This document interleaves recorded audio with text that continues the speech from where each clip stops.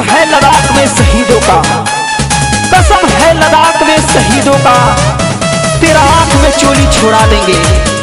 अब होगी लड़ाई आखिरी, तेरा नामो निशान मिटा देंगे, तेरा नामो निशान मिटा देंगे। भारत माता की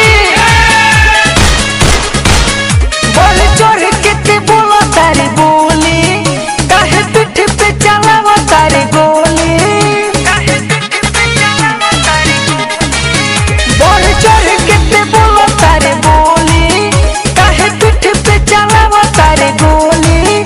कितनो पर बेसाजिश तू हर सब रोकी, बेसी बोला बे, बेसी बोला बेजे चाइना तो भारत हवा ठोकी,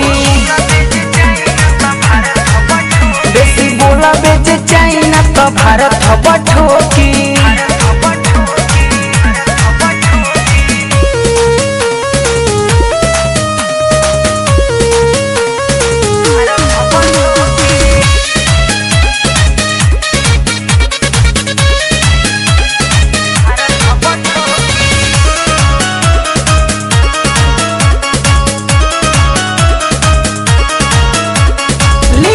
जवान बारे कसम के खाई, तुहारा से होई अब खुल के लड़ाई।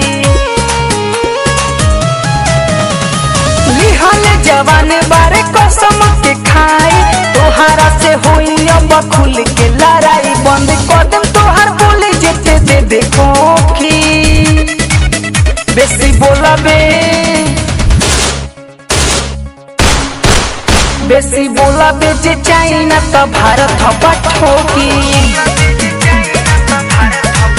बेसी बोला बेजे चाइना तो भारत हवा ठोकी।